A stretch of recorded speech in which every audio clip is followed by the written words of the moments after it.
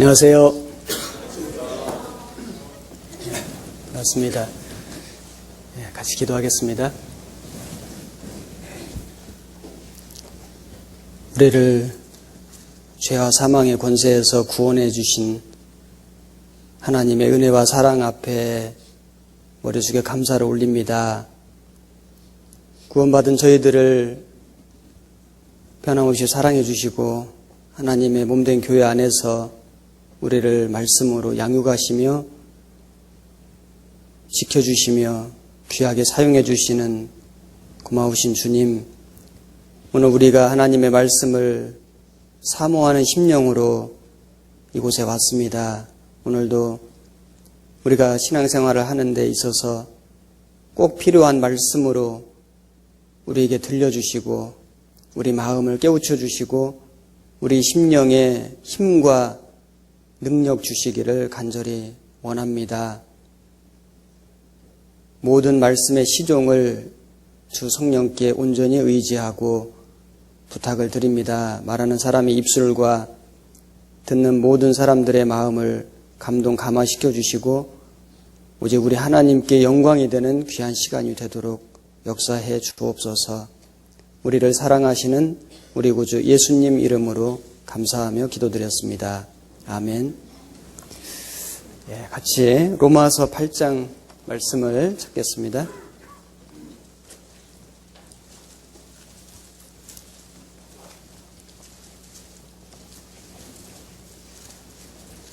로마서 8장 28절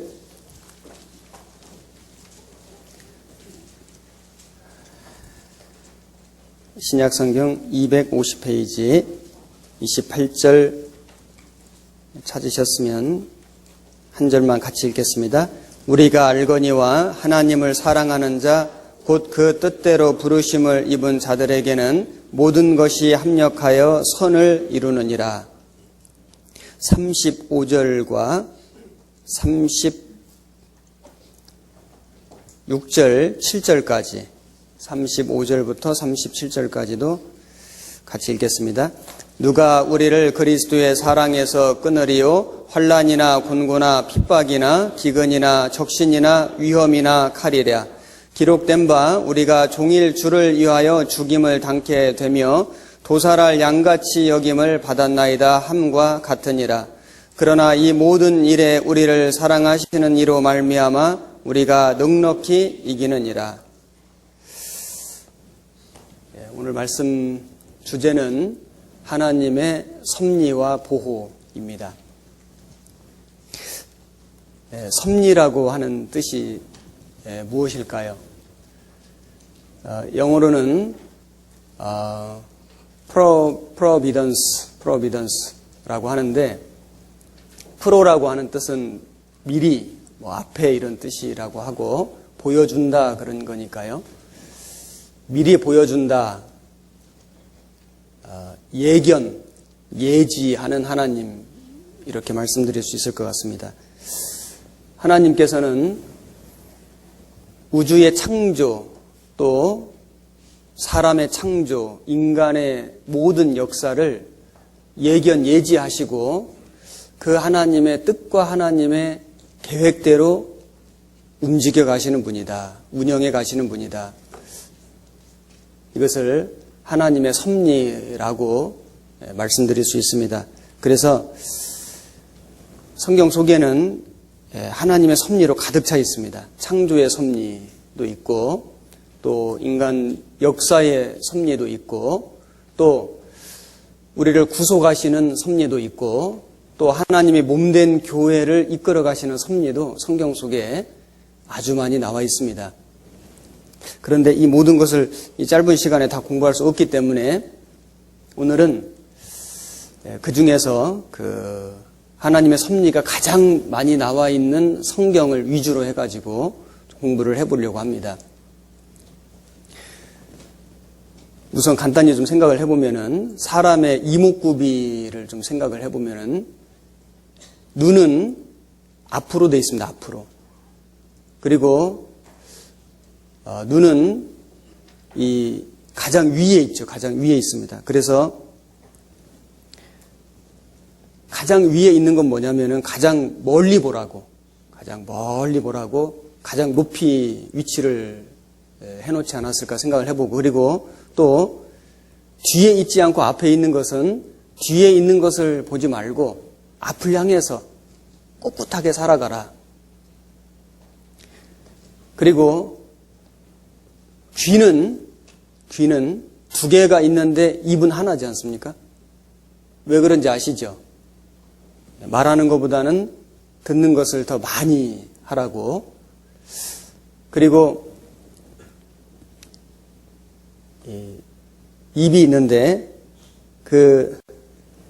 귀가 입보다 더 높이 있는 것은 말하는 것보다는 듣는데 더 귀를 기울이라고. 그래서 이 높이가 눈이 가장 위에 있고 그 다음 귀가 있고, 귀하고 눈하고 비슷한가요? 네. 그리고 이제 입이 가장 낮은 곳에 있습니다. 그리고 사람은 말 때문에 문제 생기는 일이 많잖아요. 그래서 이 혀를 이중으로 가둬놨습니다. 그래서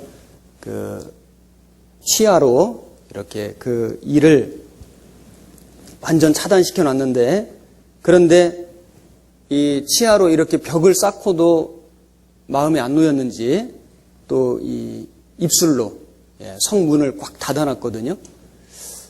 그래서 이것은 뭐 제가 지어낸 얘기가 아니고 어떤 사람이 써놓은 글인데, 제가 이렇게 읽어보면서 일리가 있다는 생각이 들어서 소개를 했습니다. 그리고 사람의 눈은 닫을 수 있는데 귀는 닫을 수가 없죠. 자, 귀 한번 닫아볼까요? 안 되죠. 귀는 닫을 수가 없습니다. 사람이 죽을 때 가장 마지막까지 남아있는 감각이 청각이라고 합니다. 하나님께서 귀를 닫을 수 없도록 해놓으신 이유, 가장 마지막까지 청각을 남겨놓으신 이유는 아마도 하나님의 말씀을 듣도록 하기 위해서, 끝까지 기회를 주시기 위해서 그렇게 하시지 않았을까. 일리가 있는 얘기 같죠? 그래서 하나님은 사람의 얼굴 구조, 이목구비를 이렇게 배치해 놓으실 때도 뭔가 하나님의 뜻이 있고 하나님의 섭리가 있다, 이렇게 말할 수 있습니다. 제가 여기 글을 하나 읽어볼게요. 400년 된 하이델베르그 문답서의 섭리에 대한 아름다운 설명이 있는데, 이 질문이 쭉 있는데 그 중에 27번째 질문에 하나님의 섭리가 무슨 뜻입니까? 대답이 전능하시고 어디에나 계시는 하나님의 능력, 그 손 안에 있는 능력으로 하나님은 하늘과 땅과 모든 만물을 붙드시고 다스리십니다. 채소와 풀, 비와 가뭄, 풍년과 흉년, 고기와 음료, 건강과 질병, 부와 가난, 이 모든 일들은 우연이 아니라 하나님 아버지의 손길로부터 옵니다. 그 다음 질문 28번. 하나님이 모든 것을 만드셨고 그분의 섭리로 모든 것을 지배하고 있다는 사실을 아는 것이 어떤 유익이 있습니까? 대답. 역경 가운데서 우리로 하여금 인내하게 하고 고난 가운데서 감사하게 하며 장래에 일어날 모든 일에 대해서 신실한 하나님 아버지를 신뢰하게 하고 그 어떤 것도 우리를 그분의 사랑에서 끊을 수 없음을 믿게 하며 모든 만물이 그분의 손 안에 있기 때문에 그분의 뜻이 아니면 아무것도 움직일 수 없음을 깨닫게 해줍니다. 그래서 하나님의 섭리에 대해서 우리가 좀 생각해 볼 수 있을 것 같습니다. 성경 66권 중에 하나님의 섭리를 가장 잘 나타내는 성경이 2권 있는데, 물론 전체 성경은 다 하나님의 섭리입니다.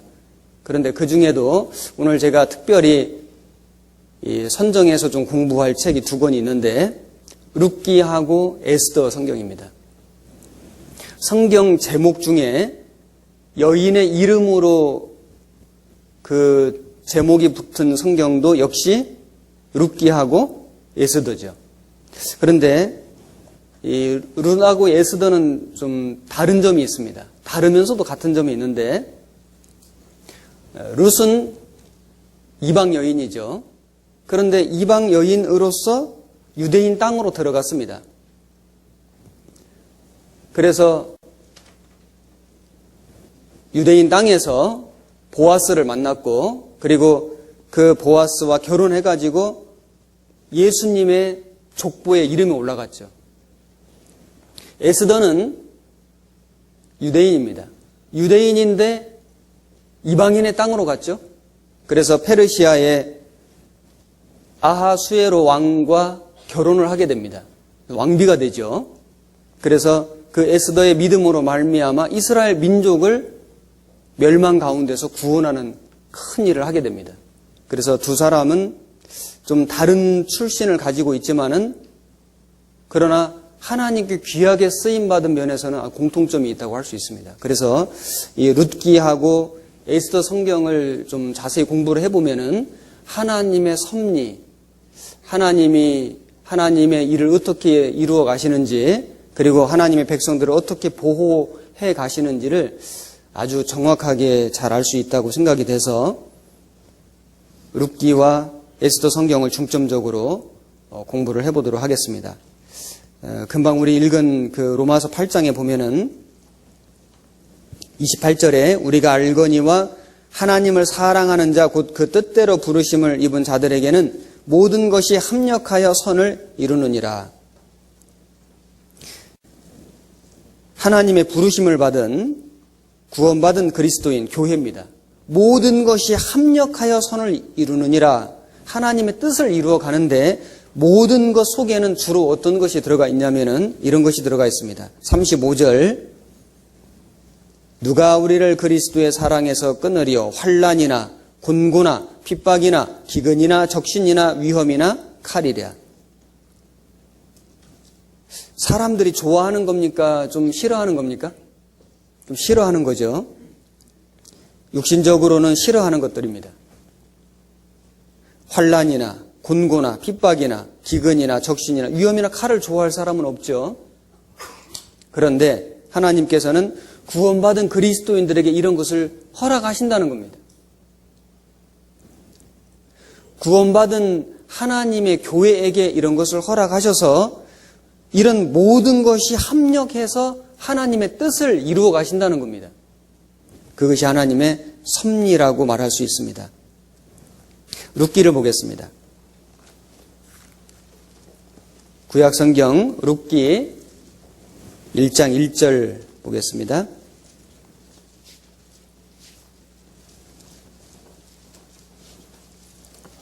(402페이지입니다) 구약성경 402페이지에 1장 1절.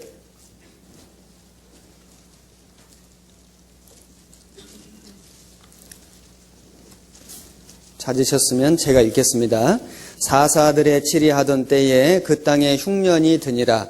유다 베들레헴의 한 사람이 그 아내와 두 아들을 데리고 모압 지방에 가서 우거하였는데 그 사람의 이름은 엘리멜렉이요 그 아내의 이름은 나오미요 그 두 아들의 이름은 말룬과 기륜이니 유다 베들레헴 에브랏 사람들이더라. 그들이 모압 지방에 들어가서 거기 유하더니. 자, 2절까지 먼저 읽었습니다. 여기 보면은 이스라엘 땅에 흉년이 들었습니다. 베들레헴 한 사람이 그 아내 두 아들 데리고 모압으로 갔습니다. 그 이름이 엘리멜렉이고 아내의 이름은 나옴이고 아들 두 사람은 말룬과 기룬이었습니다. 흉년이 드니라. 흉년이라고 한다면은 기근이라든지 비가 오지 않는다든지 또는 병충해라든지 어떤 자연재해라든지 이런 어떤 자연적인 조건이 맞지 않아서 농사가 안 되는, 농사를 망치는, 그래서 수확을 못 거두는 이제 이것이 흉년이잖아요. 흉년이 드니라. 그런데 비를 내리시는 분도 하나님이시고 비를 안 내려주시는 분도 하나님이시잖아요.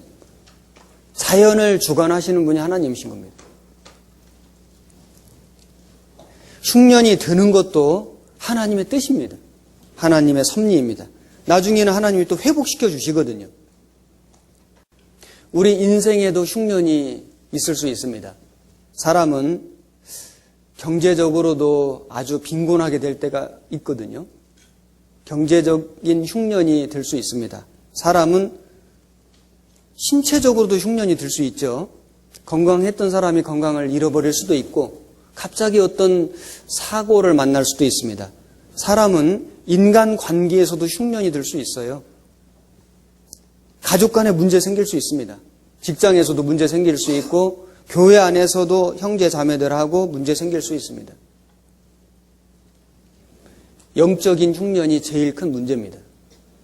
구원을 받았음에도 불구하고 하나님의 은혜가 고갈돼서 말씀이 멀어지고 점점 마음이 열정이 식어질 때가 있을 수 있습니다. 영적인 흉년도 있습니다. 열왕기상, 여기 룻기 1장에 표시를 좀 해놓으시고 열왕기상을 찾겠습니다. 열왕기상 17장 7절 말씀.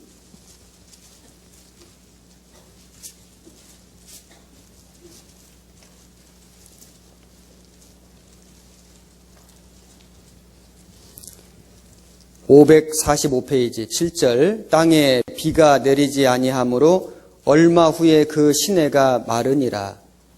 비가 내리지 않기 때문에 땅이 마르는 것은 당연한 이치입니다.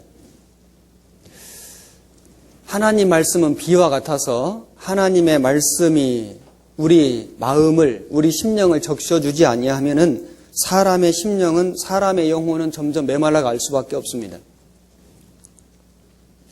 그 영적 가뭄이 계속되면 심령에 흉년이 듭니다. 아무 수확도 아무 열매도 거둘 수가 없습니다. 이 엘리멜렉과 나오미 가족은 육신적으로도 흉년이 들었고 먹을 양식이 없었고 그들은 예루살렘을 떠난 것을 보면은 영적으로도 흉년이 든 것 같습니다. 그래서 그들은 잘못된 판단을 하게 됐고 하나님의 약속을 기다리지 못하고 약속의 땅을 떠나서 여기 모압 지방에 갔습니다. 룻기 1장 다시 보겠습니다.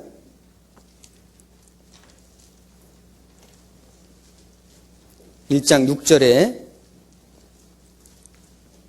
그가 모압 지방에 있어서 여호와께서 자기 백성을 권고하사 그들에게 양식을 주셨다 함을 들었으므로 이에 두 자부와 함께 일어나 모압 지방에서 돌아오려 하여 있던 곳을 떠나고 두 자부도 그와 함께하여 유다 땅으로 돌아오려고 길을 행하다가 나오미가 두 자부에게 이르되 너희는 각각 어미의 집으로 돌아가라. 너희가 죽은 자와 나를 선대한 것 같이 여호와께서 너희를 선대하시기를 원하며.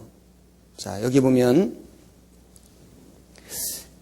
이 엘리멜렉과 나오미 가족이 모압 지방에 간 마음은 우거하려고 갔습니다. 우거. 그 1절에 보면은 우거하였는데 우거라는 뜻이 잠깐 머물려고 갔거든요. 그런데 그 잠깐이 점점 길어져 가지고 10년이라는 세월이 흘렀습니다. 시간이 많이 흘렀죠. 그 10년 지나는 동안에 많은 문제가 생겼습니다. 남편 엘리멜렉이 죽었고 그리고 또 아들 말론과 기른도 죽었습니다. 그리고 이제 나오미와 두 며느리만 남았습니다. 아주 비참하게 됐습니다. 그런데 그때 그들이 어떤 소식을 들었냐면은 6절에 보면 모압 지방에 있어서 여호와께서 자기 백성을 권고하사 그들에게 양식을 주셨다. 이 소식을 들었습니다. 양식을 주셨다는 것은 이제 풍년이 들었다는 얘기죠. 흉년을 허락하신 분도 하나님이시고 풍년을 허락하시는 분도 하나님이십니다. 자연을 주관하시는 분이 하나님이셔요. 그 자연을 주관하심으로 그것을 통해서 하나님께서 어떤 역사를 이루어 가시는 겁니다. 하나님의 뜻을 성취해 가시는 겁니다. 그 소식을 듣고 이제 나오미는 자기 고향으로 돌아가려고 결심합니다. 그래서 두 자부에게 너희는 너희 어미의 집으로 돌아가라. 그래서 오르바는 시모에게 입맞추고 고향으로 돌아갔고, 룻은 끝까지 시어머니 나오미를 붙잡았습니다. 룻기 1장 14절, 그들이 소리를 높여 다시 울더니 오르바는 그 시모에게 입맞추되 룻은 그를 붙쫓았더라. 16절, 룻이 가로되 나로 어머니를 떠나며 어머니를 따르지 말고 돌아가라 강권하지 마옵소서. 어머니께서 가시는 곳에 나도 가고 어머니께서 유숙하시는 곳에서 나도 유숙하겠나이다. 어머니의 백성이 나의 백성이 되고 어머니 하나님이 나의 하나님이 되시리니. 이 룻이 시어머니 나오미를 따라간 것은 육신적으로는 참 잘못된 선택입니다.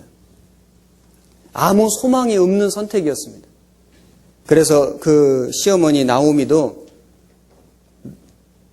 그 두 며느리에게 너희들이 아직 젊기 때문에 나를 쫓지 말고 고향으로 돌아가라. 새 삶을 시작하라. 허락했습니다. 그런데 룻은 왜 나오미를 쫓았을까요? 그는 나오미를 쫓았다기보다는 나오미 하나님을 쫓아간 겁니다. 그 룻의 결심이 아주 굳은 것을 보고 나오미가 이 룻을 데리고 고향으로 돌아오게 됩니다. 18절에 나오미가 룻의 자기와 함께 가기로 굳게 결심함을 보고 그에게 말하기를 그치니라.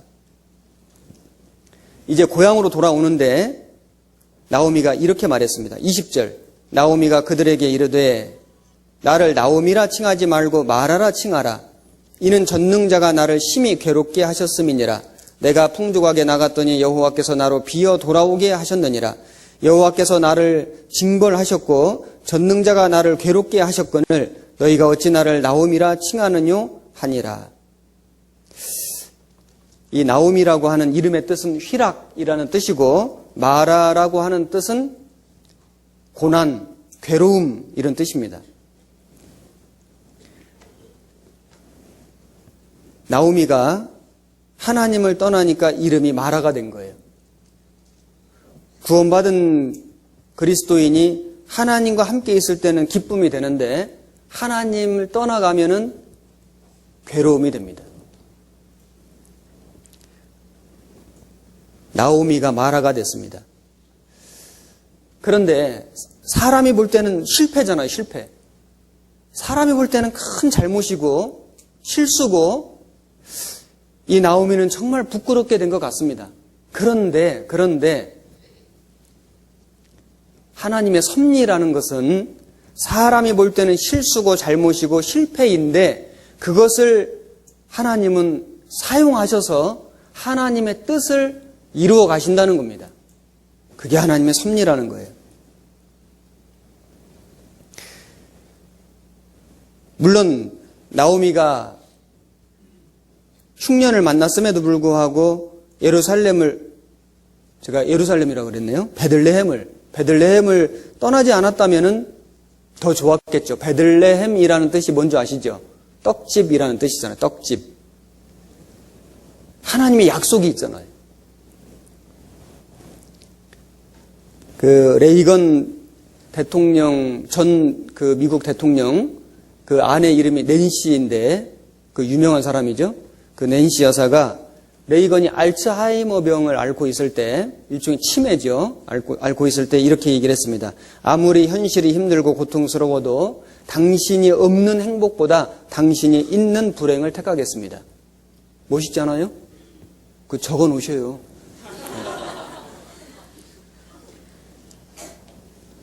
아무리 현실이 힘들고 고통스러워도 당신이 없는 행복보다 당신이 있는 불행을 선택하겠습니다. 이 말은 물론 사람에게 해도 참 멋있는 말이지만은 사람을 감동시키는 말이지만은 하나님 앞에서 이런 말을 할 수 있다면은 얼마나 좋을까요? 하나님 얼마나 기뻐하실까요? 우리는 주님 없는 행복보다는 주님과 함께하는 불행을 선택하는 것이 올바른 선택일 겁니다. 물론 하나님은 그 사람을 축복하실 겁니다. 풍성하게 해주실 겁니다. 행복하게 해주시지 않겠습니까? 그것이 하나님의 섭리입니다. 나오미가 엘리멜렉이 인생의 일대에 아주 큰 실수를 했습니다. 그리고 비참한 모습으로 돌아왔는데 그 실수와 그 슬픔을 통해서도 하나님은 하나님의 구속 사역, 인류를 구속하는 그 일을, 그 역사를 계속 진행시켜 나가신 겁니다. 요셉 아시죠? 아무 잘못이 없음에도 형들에게 미움을 받고 종으로 팔려갔습니다. 종살이를 하고 억울하게 감옥살이를 했습니다. 요셉은 하나님 원망하지 않았죠. 하나님이 그에게 그 주신 꿈, 그 꿈을 기억하고 그 꿈이 이루어지기를 아마 소망했을 겁니다. 사람이 생각할 때는 요셉의 인생이 참 비참해진 것 같고 실패한 인생처럼 보였는데, 그런데 하나님은 하나님의 역사를 계속 진행시켜 가신 거예요. 결국 애굽의 총리가 되고 자기를 종으로 팔아먹은 형들을 용서하고 그 아버지와 일가족을 다 데려다가 봉양했습니다. 기근에서 구원했죠. 민족을 구원한 겁니다. 민족을. 자기 민족을 구원하는 큰 일을 한 겁니다. 요셉이 이렇게 말했습니다. 창세기 45장 7절 72페이지.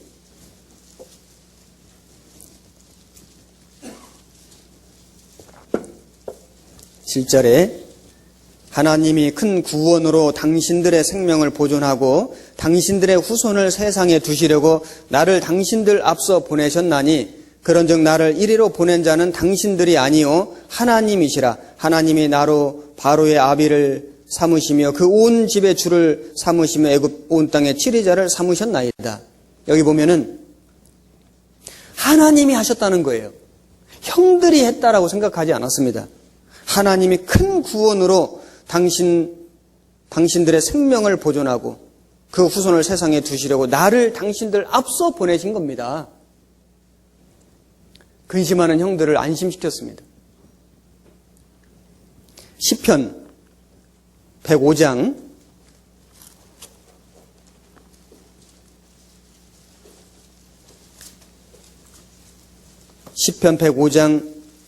16절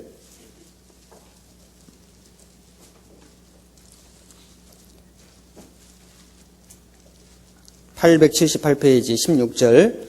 그가 또 기근을 불러 그 땅에 임하게 하여 그 의뢰하는 양식을 다 끊으셨도다. 한 사람을 앞서 보내셨으며 요셉이 종으로 팔렸도다. 그 발이 착고에 상하며 그 몸이 쇠사슬에 매였으니 곧 여호와의 말씀이 응할 때까지라. 그 말씀이 저를 단련하였도다. 하나님께서 한 사람을 앞서 보내셨습니다. 요셉이 종으로 팔렸는데 그것은 하나님의 섭리였습니다. 그 순종하는 요셉, 믿음의 사람 요셉을 고난 가운데 하나님이 사용하신 겁니다. 그래서 이스라엘 민족을 구속하는 일을 이루신 겁니다. 사도 바울도 마찬가지죠. 바울은 회심한 이후에 복음을 위해 살았습니다. 그런데 그가 죄수의 몸이 되어서 로마로 압송이 됩니다. 사람이 생각할 때는 바울 같은 사람을 더 힘있게 복음을 전하게 해서 더 많은 사람을 건지면 좋을 텐데 그를 죄수가 되게 해서 로마로 보내는 것이 이해가 안 될 수도 있습니다. 로마의 죄수의 몸으로 가는데 많은 병사들이 그를 호위했습니다. 사실은 바울을 죽이려고 하는 유대인들이 많았기 때문에 죄수의 몸으로 가지 않고 자유인의 몸으로 갔더라면 바울은 중간에 죽었을지도 모릅니다. 그런데 많은 군사들을 동원해서 그를 지켜줬기 때문에 죄수니까 지켜준 거죠. 결과적으로 안전하게 로마로 갈 수 있었어요. 그리고 개인적으로 간다면 많은 비용도 필요했겠죠. 그런데 죄수의 신분으로 갔기 때문에 모든 비용을 로마 정부에서 다 지원했습니다. 그리고 로마에 가서 처음 2년 동안은 셋집에서, 그게 감옥이거든요, 일종의. 오는 사람들을 금하지 않고 다 만날 수 있었어요. 자유롭게 전도했습니다. 아마 그 전셋값도 정부에서 지원했겠죠. 감옥이니까 감옥. 그리고 그 셋집이 일종의 감옥이니까 보초도 세워주고 바울을 지켜준 겁니다. 마음껏 복음 전했습니다. 물론 나중에는 지하 감옥에, 정말 그 무서운 감옥에 들어가고 순교했지만은 하나님이 하나님의 섭리 가운데 바울을 통해서 로마가 세상 중심이었잖아요. 전 세계에 복음 전하는 역사를 이루신 겁니다. 이것이 하나님의 섭리인 겁니다. 하나님의 섭리는 고난을 통해서 이루어지는 경우가 대부분입니다. 룻기 표시해 놓으신 룻기 2장 1절 보시겠습니다. 나오미의 남편 엘리멜렉의 친족 중 유력한 자가 있으니 이름은 보아스더라. 모압 여인 룻이 나오미에게 이르되 나로 밭에 가게 하소서. 내가 네게 은혜를 입으면 그를 따라서 이삭을 줍겠나이다. 나오미가 그에게 이르되 내 따라 갈지어다 하매 룻이 가서 베는 자들을 따라 밭에서 이삭을 줍는데 우연히 엘리멜렉의 친족 보아스에게 속한 밭에 이르렀더라. 여기 보면 우연히 엘리멜렉의 친족 보아스 밭에 이르렀다 이렇게 돼 있죠. 사람이 볼 때는 우연입니다. 그런데 하나님은 그 우연을 가장해서 하나님의 역사를 이루시는 거예요. 그것을 섭리라고 합니다. 열왕기상 보겠습니다. 열왕기상 22장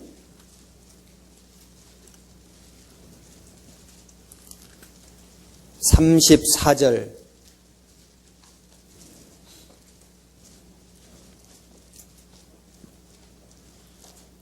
558페이지 34절 한 사람이 우연히 활을 당겨 이스라엘 왕의 갑옷 솔기를 쏜지라 왕이 그 병거 모는 자에게 이르되 내가 부상하였으니 네 손을 돌이켜 나로 군중에서 나가게 하라 하였으나 이날에 전쟁이 맹렬하였으므로 왕이 병거 가운데 붙들려 서서 아람 사람을 막다가 저녁에 이르러 죽었는데 상처에 피가 흘러 병거 바닥에 고였더라. 여기 보면은 이스라엘 왕 아합이 유다 왕 여호사밧과 연합해가지고 아람과 전쟁을 했습니다. 아람 군대는 이스라엘 왕 아합을 죽이라고. 그런데 이 아합이 그래서 이 병사 복장으로 위장하고 변장하고 전쟁터 속에 들어간 겁니다. 사람 생각에는 왕복을 입지 않았기 때문에 안전할 거라고 생각했는데 여기 보면은 한 사람이 우연히 활을 당겨 쐈는데 그것이 아합에게 날아갔습니다. 그리고 하필이면은 그 아합의 갑옷과 갑옷 사이 있잖아요. 갑옷 솔기에 정확하게 맞은 겁니다. 야, 양궁 선수가 쏴도 쉽지 않을 거예요. 그죠? 갑옷과 갑옷 사이의 솔기에 화살이 정확하게 박혔습니다. 사람이 볼 때는 우연인 것 같지만은 우연을 가장한 하나님의 섭리입니다. 그래서 미가야 선지자가 왕이 죽을 거라고 예언했잖아요. 예언 그대로 됐습니다. 하나님은 우리 인생사 가운데서 우연처럼 역사합니다. 우연처럼. 그런데 그 우연이 나중에 시간이 지나고 보면은 하나님의 뜻이었구나. 하나님의 섭리였다는 것을 우리는 알게 됩니다. 룻기 다시 보겠습니다. 2장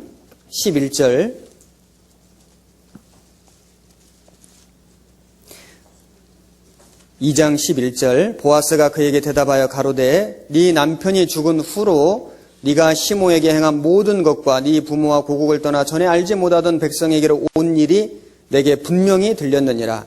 여호와께서 네 행한 일을 보응하시기를 원하며 이스라엘의 하나님 여호와께서 그 날개 아래 보호를 받으러 온 네게 온전한 상 주시기를 원하노라. 이 보아스는 하나님이 네게 상 주시기를 원하노라 이렇게 말했습니다. 진정한 상은 하나님이 주시는 겁니다. 그런데 왜 하나님이 룻에게 상을 주실까요? 룻이 뭐 신분이 좋습니까? 어떤 형편이 좋습니까? 룻이 하나님께 무슨 큰 일을 행하였습니까? 단지 룻은 그 여호와의 날개 아래 피하기를 원했습니다.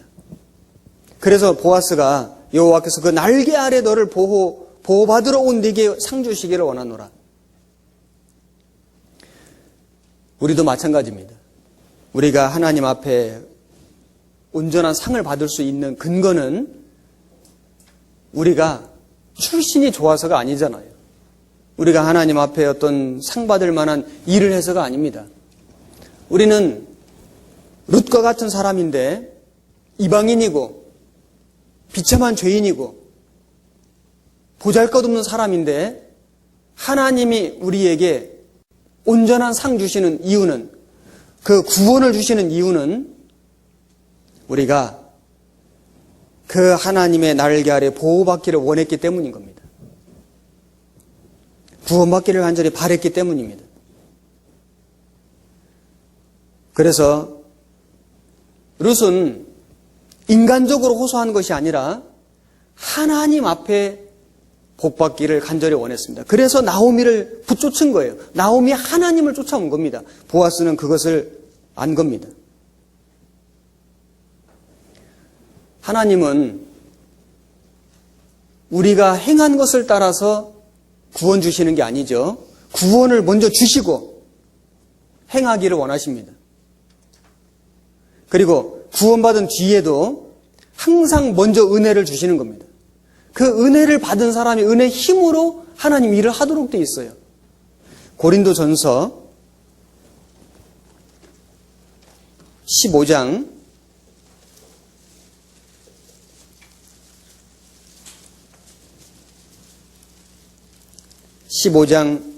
10절 말씀, 신약 282페이지 10절 한 절만 같이 읽겠습니다. 그러나 나의 나 된 것은 하나님의 은혜로 된 것이니 내게 주신 그의 은혜가 헛되지 아니하여 내가 모든 사도보다 더 많이 수고하였으나 내가 아니요 오직 나와 함께 하신 하나님의 은혜로라. 여기 보면 사도 바울은 내가 다른 사도보다 더 많이 수고했지만은 그것은 나와 함께 하신 하나님의 은혜의 힘이었다. 이렇게 고백하고 있습니다. 사도 바울이 교회에게 보낸 편지 서문에 보면 너희에게 은혜와 평강이 있을지어다. 은혜와 평강이 있을지어다. 그런 인사말이 반복되는 걸 볼 수 있습니다. 순서가 은혜와 평강입니다. 은혜 없이는 평강이 없거든요. 우리는 하나님의 은혜가 내 안에 머물러 있기를 간절히 사모해야 됩니다. 그 은혜 없이는 우리는 평강할 수도 없고 주님을 위해서 수고할 수 없습니다. 우리가 일이 많아서 지치는 게 아니에요. 우리가 사람에게 시달려서 지치는 게 아닙니다. 우리에게 고난과 핍박이 많아서 지치는 게 아니에요. 우리에게 은혜가 부족하기 때문에 지치는 겁니다. 고로 우리는 문제 없어지기를 바라는 것이 아니라 그 문제 해결할 은혜 받기를 원해야 돼요. 그래야 근본적으로 해결이 됩니다. 룻은 그 하나님의 은혜 받기를 간절히 사모했습니다. 그래서 보아스는 하나님이 네게 복 주시기를 원하노라 이렇게 말했습니다. 룻기 4장 1절 말씀,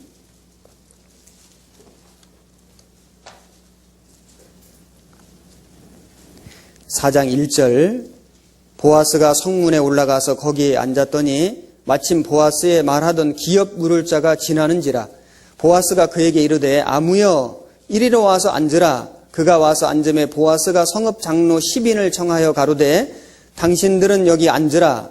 그들이 앉음에 보아스가 그 기업 물을 자에게 이르되 모압 지방에서 돌아온 나오미가 우리 형제 엘리멜렉의 소유지를 관할하므로 내가 여기 앉은 자들과 내 백성의 장로들 앞에서 그것을 사라고 네게 고하여 알게 하려 하였노라.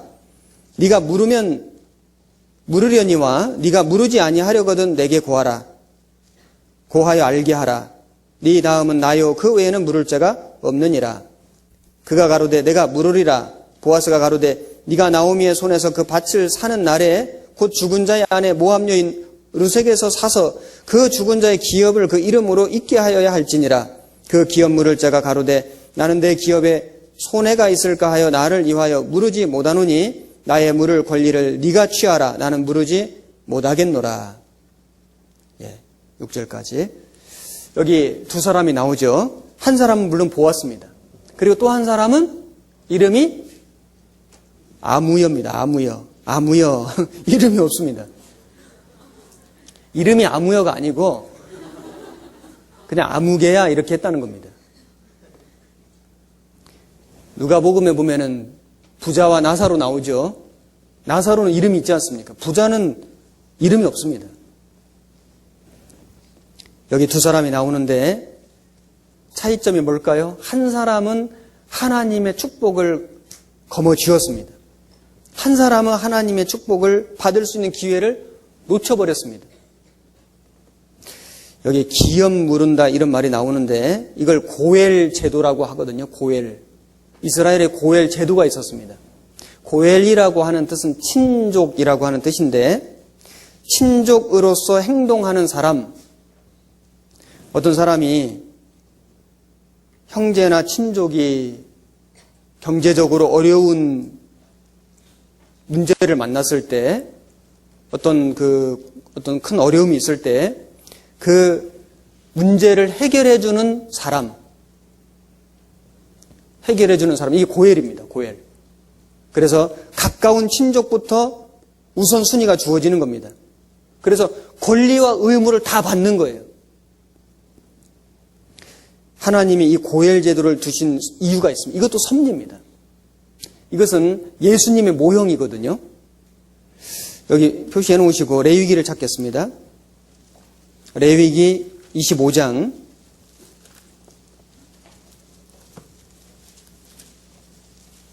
25절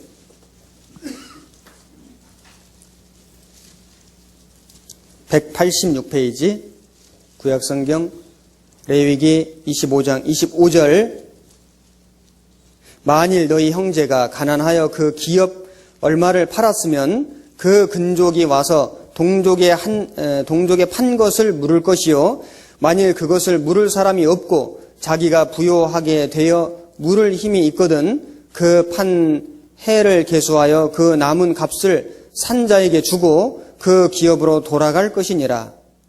그러나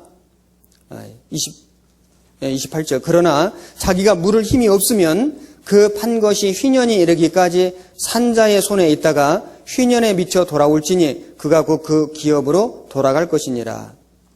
47절에 너희 중에 우거하는 이방인은 부요하게 되고 그 곁에 사는 너희 동족은 비난하게 되므로 너희 중에 우거하는 그 이방인에게나 그 족속에게 몸이 팔렸으면 팔린 후에 그를 속량할 수 있나니 그 형제 중 하나가 속하거나 삼촌이나 사촌이 속하거나 그 근족 중 누구든지 속할 것이요 그가 부유하게 되면 스스로 속하되.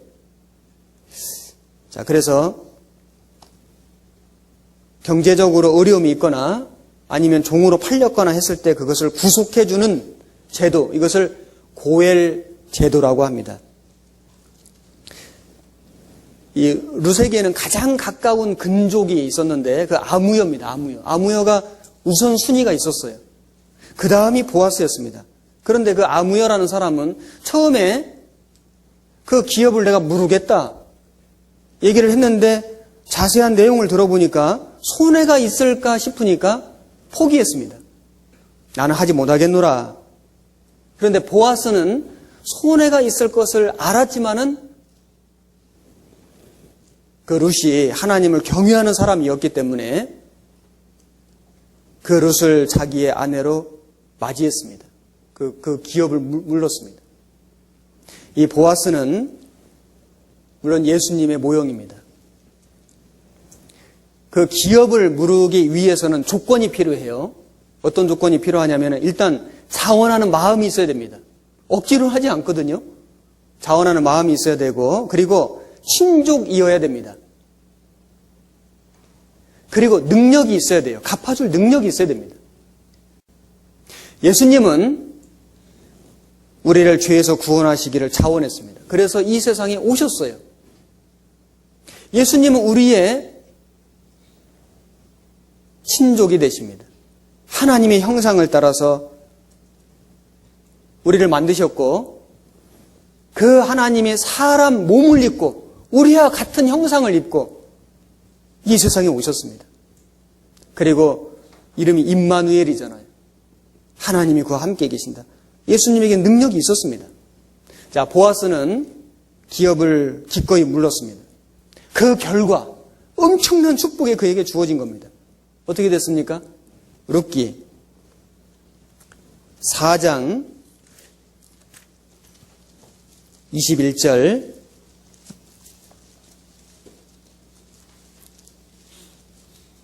(21절) 22절 같이 읽겠습니다. 살모는 보아스를 낳았고 보아스는 오벳을 낳았고 오벳은 이새를 낳았고 이새는 다윗을 낳았더라. 자, 다윗의 아버지가 이새죠.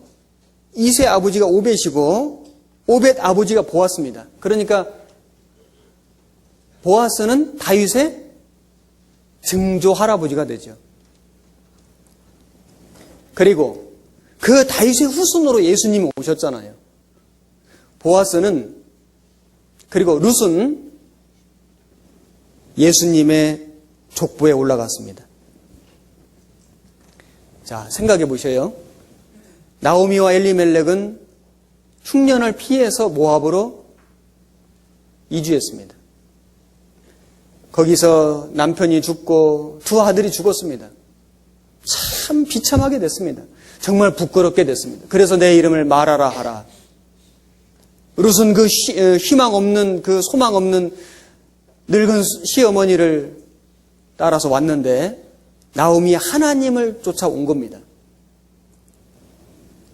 그런데 그 모든 과정 속에서 하나님은 사람의 실수와 사람의 잘못까지도 하나님이 그 모든 것을 하나님은 사용하셔서 하나님의 인류 구속의 역사를 계속 진행시켜 가신 겁니다.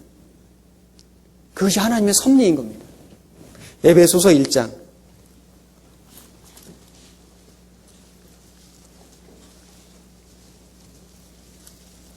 에베소서 1장 11절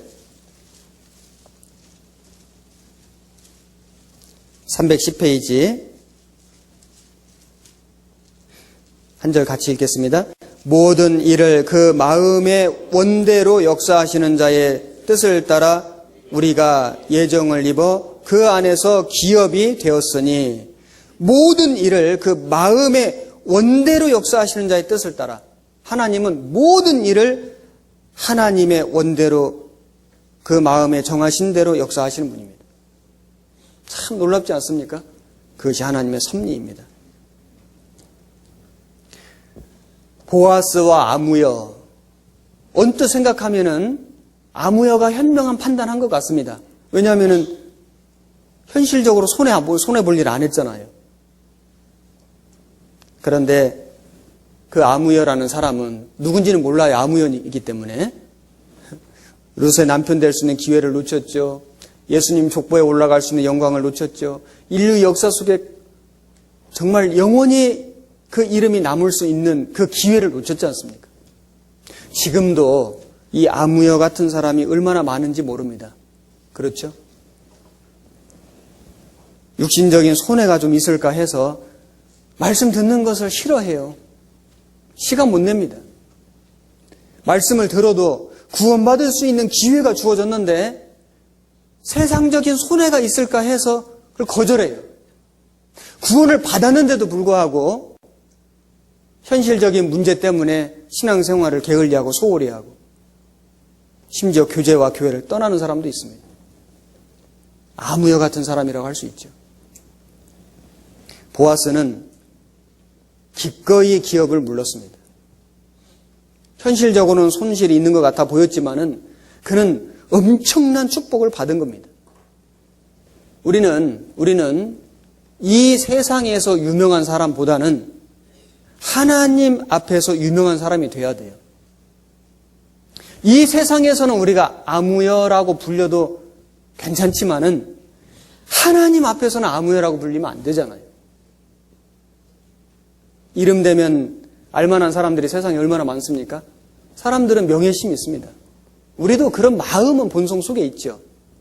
그런데 이 세상에서 유명한 사람보다는 하나님 앞에서, 교회 앞에서 유명한 사람, 교회 앞에서 이름만 되면 알만한 사람인데 얼마나 영광스럽지 않겠습니까? 좋은 쪽으로, 좋은 쪽으로. 안 좋은 쪽으로 유명한 사람 되면 안 되잖아요.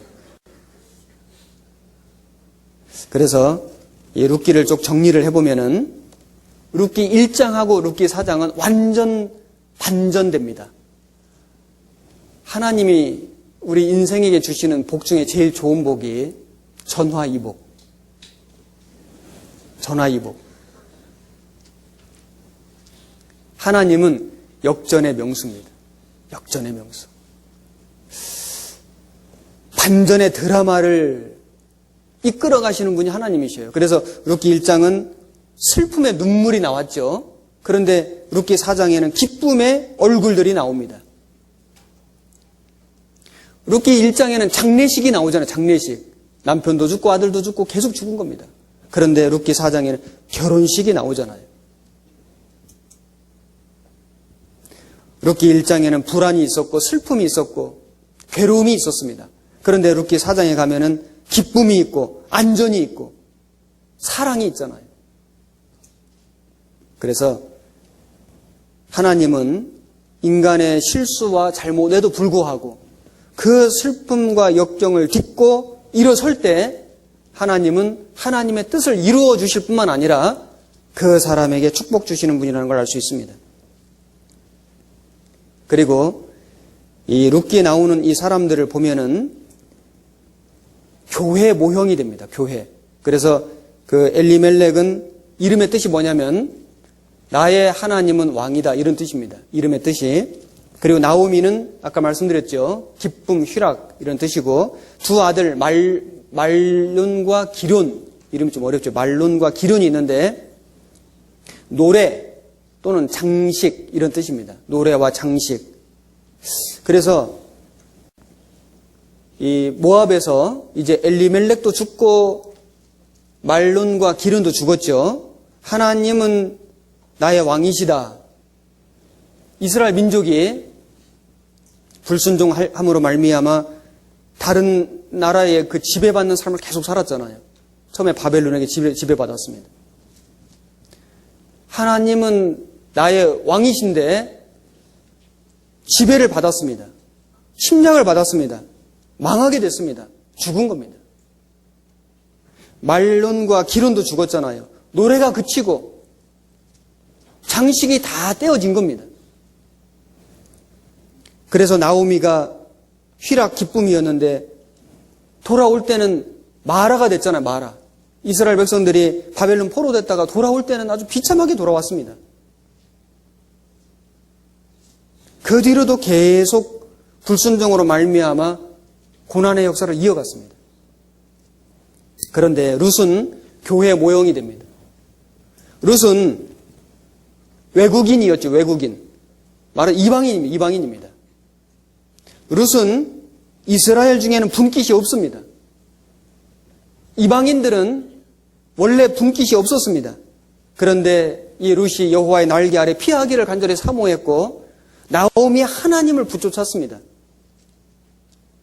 우리가 구원받기를 간절히 사모했고 하나님은 룻에게 보아스를 우연히 만나게 해주신 것처럼 하나님의 섭리 가운데 하나님을 사모하는 우리로 복음을 만나게 해주셨잖아요. 이거 우연이 아니거든요. 이게 하나님 섭리입니다.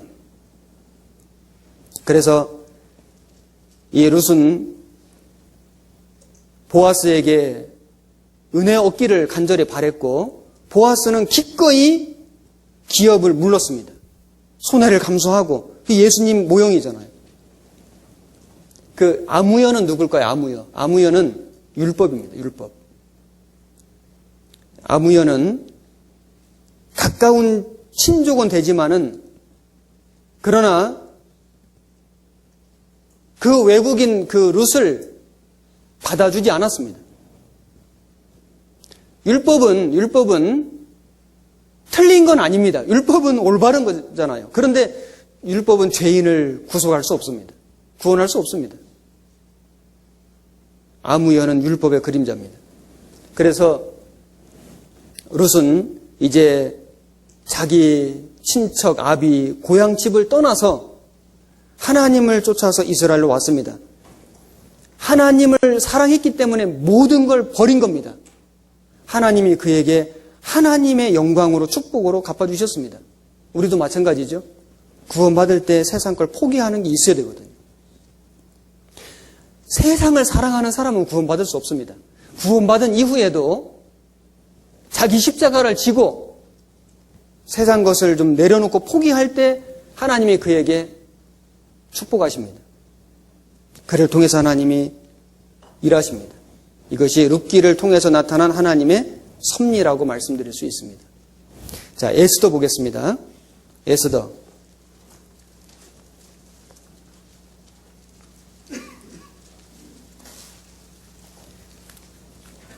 에스더 1장 750페이지. 1장 1절. 이 일은 아하수에로 왕 때에 된 것이니 아하수에로는 인도로 구스까지 127도를 치리하는 왕이니라. 당시 아하수에로 왕이 수산궁에서 즉위하고 위에 있은 지 3년에 그 모든 방백과 신복을 위하여 잔치를 베푸니 바사와 메대의 장수와 각도의 귀족과 방백들이 다 왕 앞에 있는지라. 자, 여기 페르시아의 아하수에로 왕이 나옵니다. 그 아하수에로 왕의 왕비가 와스디였는데 그 잔치 자리에 불렀는데 안 나왔죠.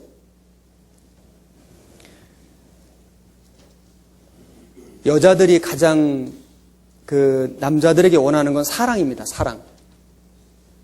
남자들이 여자에게 원하는 게 뭘까요? 존경입니다. 남편과 아내가 있을 때 아내는 남편에게 사랑받기 원합니다. 남편은 아내에게 존경받기를 원해요. 모성애가 있기 때문에 여자들은 이 본성적으로 남편과 자식을 사랑합니다. 희생합니다. 헌신합니다. 이거는 하라고 하지 않아도 본성적으로 되도록 돼 있어요. 그런데 아내가 남편을 존경하는 것은 쉽지 않거든요. 그래서 남편에게는 아내를 사랑하라. 남자들은 좀 이기적인 게 있거든요. 그래서 자기 몸처럼 사랑하라. 성경이 이렇게 말씀했죠. 그리고 아내들은 남편을 존경하라고 한 겁니다. 죽게 하듯 하라. 그런데 여기 이 아하수에로 왕이니까 절대 권력이죠. 모든 사람은 왕 말을 들었습니다. 그런데 단 한 사람 왕 말을 안 듣는 사람이 있어요. 누군가요? 와스디입니다. 왜 말 안 들었을까요? 얼굴이 예뻤거든요. 세상에도 그 얼굴값 한다 그러잖아요. 속된 말로 꼴값 한다 그러죠. 와스디가 아주 아리따웠다고 되어 있습니다. 여하튼 마음이 좀 높았던 것 같습니다. 왕이 부르는데 세상에 안 나가는 겁니다. 왕이 부르면 가야 되고 왕이 안 부를 때는 가면 안 되거든요. 그게 당시의 법도였습니다. 그런데 와스디가 안 가는 겁니다. 왕명을 쫓아오기를 싫어했다고 돼 있어요. 그래서 이 아하수에로 왕이 아주 진노했습니다. 그리고 그 와스디를 폐위시켜버렸습니다. 그리고 이제 왕비를 선출하는데 에스더가 그 왕비로 선출이 됐습니다. 자, 말씀드린 것처럼 성경 66권 성경 중에서 여인 이름을 딴 제목을 가진 성경은 단 2권. 룻기하고 에스더. 그리고 이 에스더는 어떤 특징이 있냐면은 성경 전체 속에요. 성경 전체 속에 에스더가 10장까지 있는데 10장 전체를 통틀어서 하나님이라는 단어가 한 번도 안 나옵니다. 그럼에도 불구하고 이 에스더 성경이 정경으로 인정이 됐어요. 그리고 지금 우리가 이 에스더 성경을 통해서 받는 교훈이 굉장히 많습니다. 이 캠벨 몰간이라는 사람이 이렇게 얘기했습니다. 우리는 하나님의 존재를 의식하지 않고서는 에스더서의 한 줄도 계속해서 읽어 내려갈 수가 없다. 찰스 스윈돌은 이렇게 얘기했습니다. 셰익스피어의 유명한 작품들을 읽어보십시오. 우리는 그 작품 속에서 한 번도 셰익스피어라는 이름을 찾아볼 수 없습니다. 그러나 셰익스피어가 쓴 작품의 인물들의 발자취 속에서 셰익스피어의 위트를, 집념을, 그의 꿈을 읽어볼 수 있습니다. 마찬가지로 우리는 에스더서에서 하나님이란 단어가 한 번도 나오지 않지만 에스더서에 나오는 모든 사건, 인물들 속에서 하나님의 섭리, 하나님의 의지, 하나님의 뜻을 읽을 수가 있습니다. 이 하나님의 섭리를 배울 때 그래서 가장 좋은 성경이 룻기 그리고 에스더서라고 생각이 됐습니다. 이 에스더서에 나오는 인물들은 모형적으로 교훈을 줍니다. 그래서 아하수에로 왕은 하나님의 모형이 되고 모르드게는 예수님 모형이 되고 그리고 하만은 사단 모형이 되고 그리고 물론 이 에스더는 우리 구원받은 성도의 모형이고 유대인들은 교회 모형입니다. 모형적으로 우리가 교훈을 받을 수 있습니다. 그리고 그 모르드게는 처음에는 죽임을 선고받았죠. 하만이 모르드게 죽이려고 했잖아요. 왕이 조서를 다 받아놨잖아요. 그런데 나중에는 영광스럽게 되잖아요. 예수님 모형입니다. 완전한 모형이죠. 예수님이 처음에 십자가에 죽으셨잖아요. 그런데 영광스럽게 부활하셨습니다. 영광의 몸으로 재림하시죠. 이 모르드게가 에스더를 양자처럼 양육했습니다. 그래서 왕후가 되게 만들었습니다. 예수님은 우리를 양자 삼으셨습니다. 그리고 우리를 양육시킵니다. 그리고 우리를 장차 하나님의 신부가 되게 만듭니다. 영광스럽게 만들어줍니다. 그래서 모르드게는 예수님의 모형이 맞습니다. 그리고 이 모르드게하고 하만이 계속 대결하죠. 물론 예수님과 사단의 싸움입니다. 왕이 조서를 2번 내리는데 첫 번째는 죽이는 조서입니다. 유대인들을 죽이는. 그런데 2번째 조서는 유대인에게는 해방이고 그 유대인을 말살하려 했던 사람들에게는 심판입니다. 그래서 복음이죠, 복음. 완벽한 복음의 모형이 됩니다. 이 모르드게가 2번째 왕의 조서를 받고 전국에 그 준말을 타고 좋은 말들을 타고 그 조서를 선포하러 나갑니다. 이건 뭐냐면은 구원받고 난 성도들이 이제 복음을 전하기 위해서 전국에 또 전 세계에 열심히 전도하는 모습을 얘기하는 겁니다. 여기 에스더 3장을 보겠습니다. 3장 1절 그 후에 아하수에로 왕이 아각 사람 함무다다의 아들 하만의 지위를 높이 올려 모든 함께 있는 대신 위에 두니. 자, 여기 우선 보면 하만은 아각 사람이라고 돼 있죠. 아각은 아말렉 왕의 호칭입니다. 아말렉 사람입니다. 아말렉 사람. 아말렉 왕족의 후손인 것 같습니다. 아말렉은 출애굽 이후에 이스라엘 민족을 뒤에서 계속 괴롭힌 민족이었습니다. 아말렉은 우리 육신 사단의 모형이죠. 계속 구원받은 뒤에 우리를 괴롭히는 육신, 이 죄성, 죄의 기질, 그리고 그것을 조종하는 사단 마귀의 모형이 됩니다. 하만은 완벽한 사단의 모형이고, 왕이 그 하만의 지위를 높이 올렸습니다. 그 하만이 아주 교만했습니다. 그런데 그 하만에게 유일하게 무릎 꿇지 않는 한 사람이 있는데 모르드게입니다.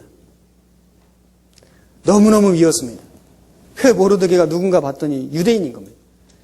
이 하만이 모르드게만 죽이는 것이 아니고 모르드게에 속한 유대 민족을 아주 멸절하려고 했습니다.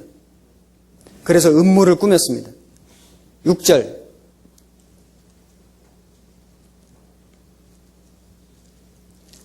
심히 노하여 5절부터 보겠습니다. 하만이 모르드게가 꿀지도 아니하고 절하지도 아니함을 보고 심히 노하더니 저희가 모르드게의 민족을 하만에게 고한 고로 하만이 모르드게만 죽이는 것이 경하다 하고 아하수에로의 온 나라에 있는 유다인 곧 모르드게의 민족을 다 멸하고자 하더라. 8절에 하만이 아하수에로 왕에게 아뢰되 한 민족이 왕의 나라 각 도 백성 중에 흩어져 거하는데 그 법률이 만민보다 달라서 왕의 법률을 지키지 아니하오니 용납하는 것이 왕에게 무익하니이다. 왕이 옳게 여기시거든 조서를 내려 저희를 진멸하소서. 내가 은 1만 달란트를 왕의 일을 맡은 자의 손에 붙여 왕의 부고에 드리리이다. 자, 그래서 이 하만이 음모를 꾸며가지고 거짓말로 없는 말을 지어가지고 왕의 조서를 받습니다. 사단은 거짓말장의 아비인 거 아시죠? 얼마나 인생을 잘 속이는지 모릅니다. 구원받지 않은 모든 사람은 사단에게 속아서 사는 겁니다. 우리가 구원받기 전에 사단에게 속아서 살았잖아요. 이제 그 올무에서 우리가 벗어났잖아요. 더 이상 사단에게 속으면 안 되잖아요. 이 하만이 이스라엘 민족을 멸절시키기 위해서 얼마나 부지런했는지 모릅니다. 아주 막 발발발발 거리고 다녔습니다. 사단이 얼마나 부지런한지 아시죠? 그래서 욥기에 보면은 사단에게 하나님이 네가 어디서 왔느냐 그러니까 땅에 두루 돌아 여기저기 다녀왔나이다 이렇게 대답했습니다. 두루 돌아 여기저기. 그래서 두루 다니며 삼킬 자를 찾나니. 이 뱀이 마귀는 아닌데요. 사단이 뱀의 그 뱀을 통해서 에덴 동산에서 역사했잖아요. 뱀이 이제 저주받아서 지금 이 모양이 됐는데 지금도 뱀을 보면은요. 그 뱀의 모양 속에서 어떤 사단의 그 모양을 볼 수 있습니다. 뱀은 아주 적은 틈 있잖아요. 아주 적은 틈. 자기 몸집보다 적은 틈으로도 들어가요. 사람은 자동차 타고 다니는데 사단은 뭐 타고 다녀요? 틈을 타고 다니거든요. 네. 틈을 타지 못하게 하라 그랬잖아요. 우리가 조그만한 틈만 보여도 마귀는 기가 막히게 알고 역사합니다. 그리고 느끼시죠? 그리고 뱀은 냉혈동물입니다. 모성에 없는 유일한 짐승이 뱀이잖아요. 알 낳고 그냥 가버리잖아요. 뜨거운 걸 싫어합니다. 뱀을 내쫓으려면은, 사단을 멀리 도망가게 하려면은 뜨거운 마음 갖고 살면 됩니다. 열정을 갖고 살면 돼요. 근데 마음이 식어져 봐요. 사단의 밥입니다.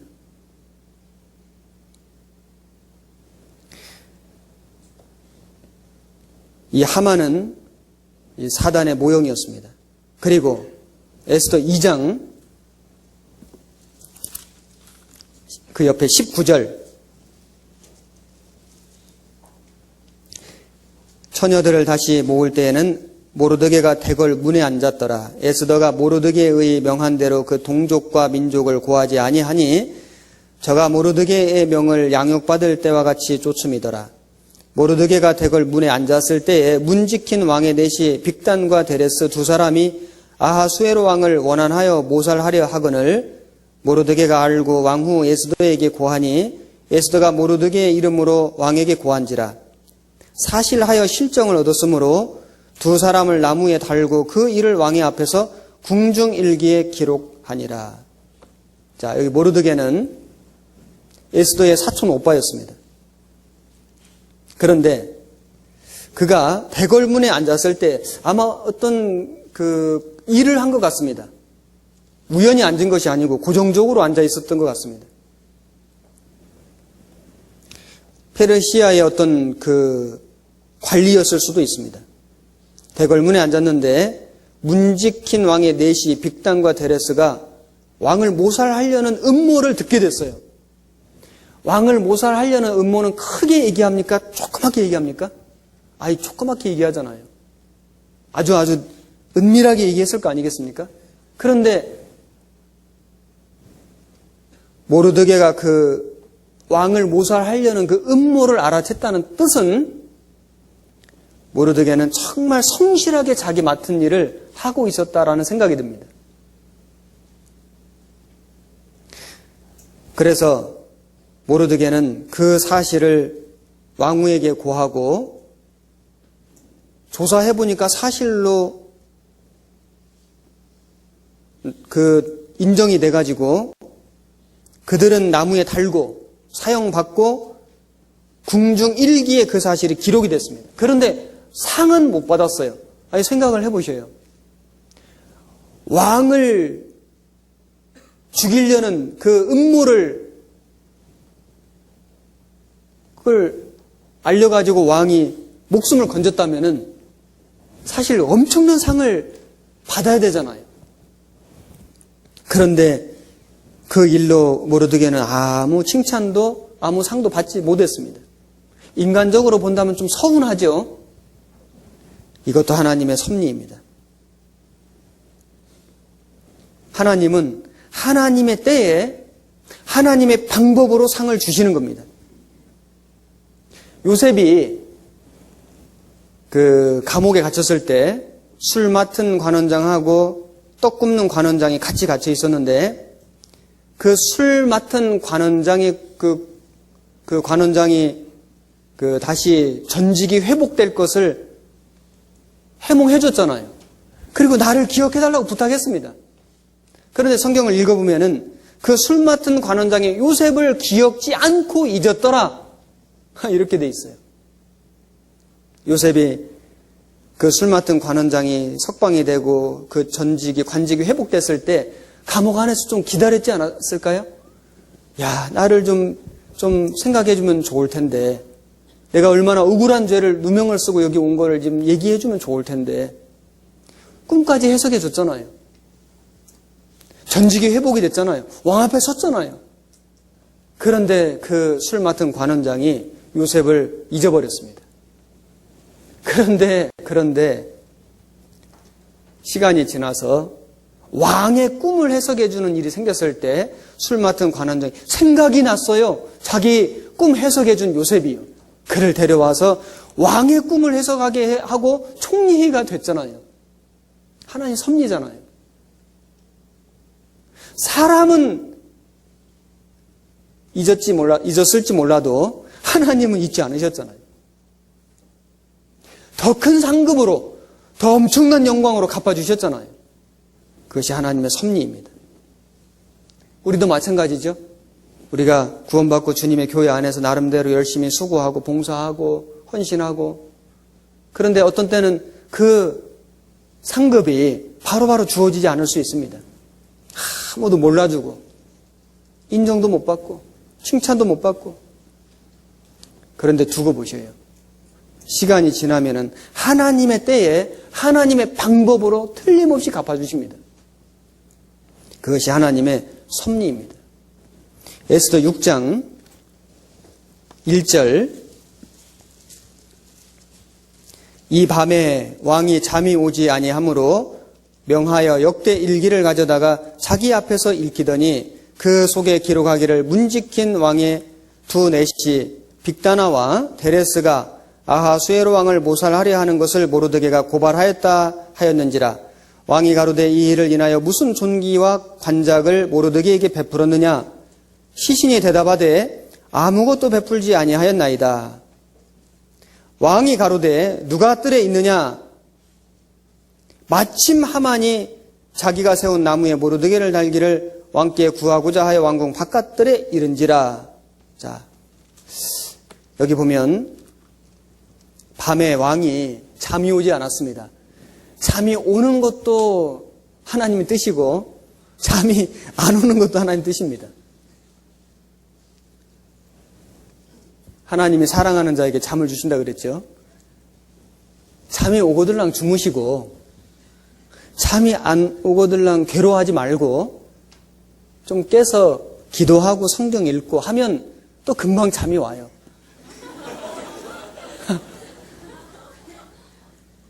해보셔요. 그런데 잠자리 이불 속에 누워가지고 양 한 마리, 양 두 마리, 양 세 마리 그거 세봐야 잠도 잘 안 오고 유익도 없습니다. 아하수에로 왕이 밤에 잠이 안 오니까 역대 일기를 가져다가 읽게 했습니다. 그런데 하필이면 모르드게가 왕을 모살하려고 한 그 사실을 고발한 그 대목을 읽게 된 거예요. 이게 우연이 아닙니다. 이게 하나님의 섭리입니다.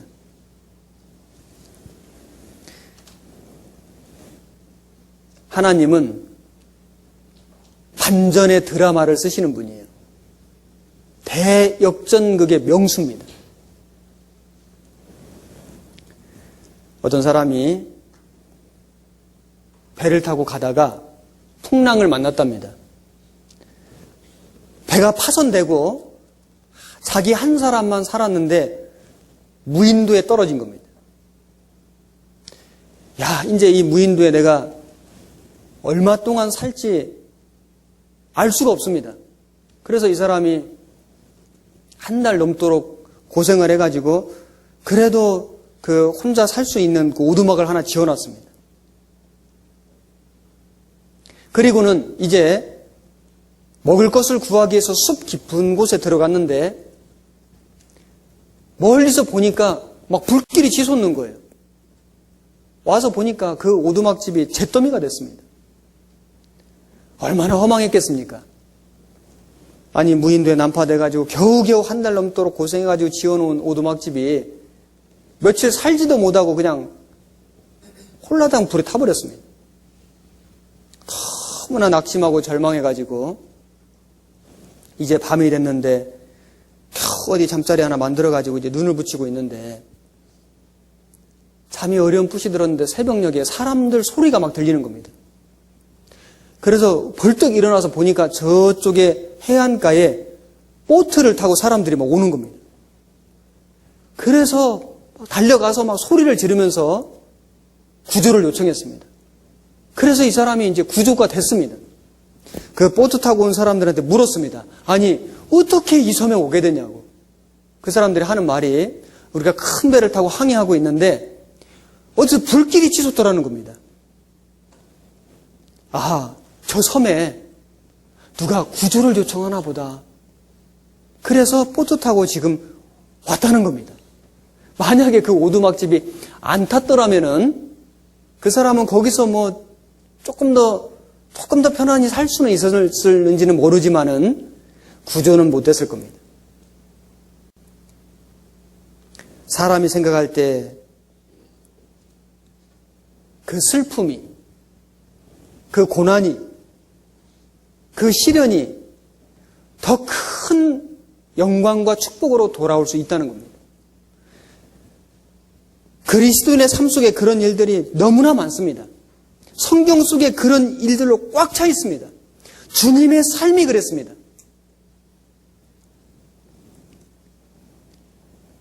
그래서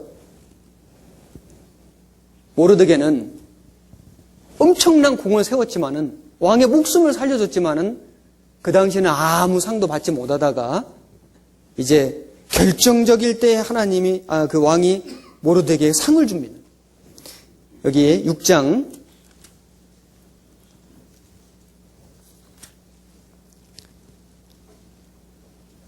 4절 왕이 가로되 누가 뜰에 있느냐 마침 하만이 자기가 세운 나무에 모르드게 달기를 왕께 구하고자 하여 왕궁 바깥 뜰에 이른지라.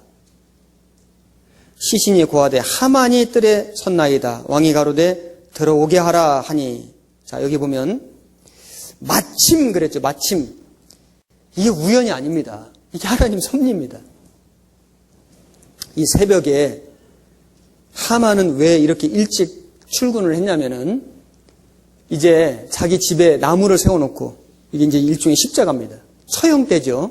나무를 세워놓고 이제 왕에게 와서 모르드게를 달게 해달라고, 그거 요청하려고 아주 부지런히 새벽에 온 겁니다. 그런데 왕은 이 새벽에 걔 누구 없느냐 물어본 이유는 모르드게를 상 주려고 사람을 찾았는데 하필이면은 모르드게 죽이려고 온 하만을 기가 막힌 타이밍에 만난 겁니다. 누가 없느냐? 예, 하만이 와 있습니다. 들어오게 하라. 무슨 드라마죠. 연속극이잖아요. 그죠? 텔레비전 안 봐도 되잖아요.